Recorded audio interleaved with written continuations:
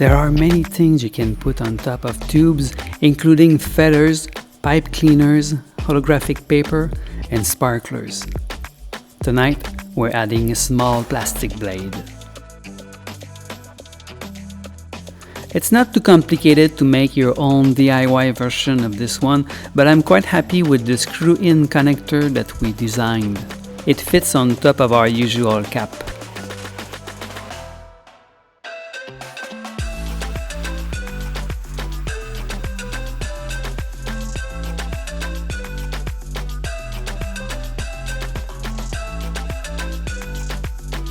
The way I'm using it is simply by putting it on top of a black tube with a flashlight on strobe mode.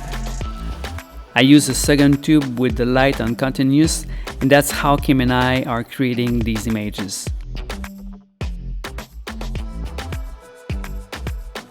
This can also be used in a more simple way with a single black tube that is used as an extension. Now let's go back to that afternoon where we filmed a first close-up of this blade.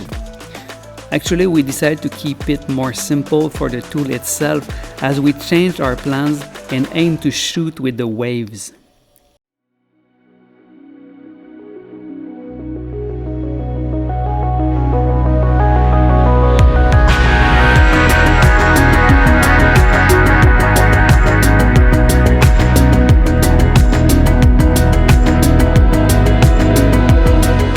There is that wave picture that we created in Bali in 2016 that happened quite magically, and this is something we've been hoping to create on this island.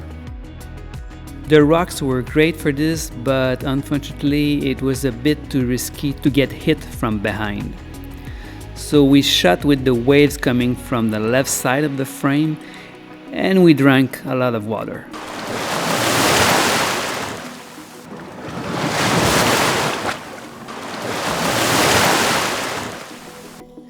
By keeping short exposure time, it is possible to freeze waves using light painting.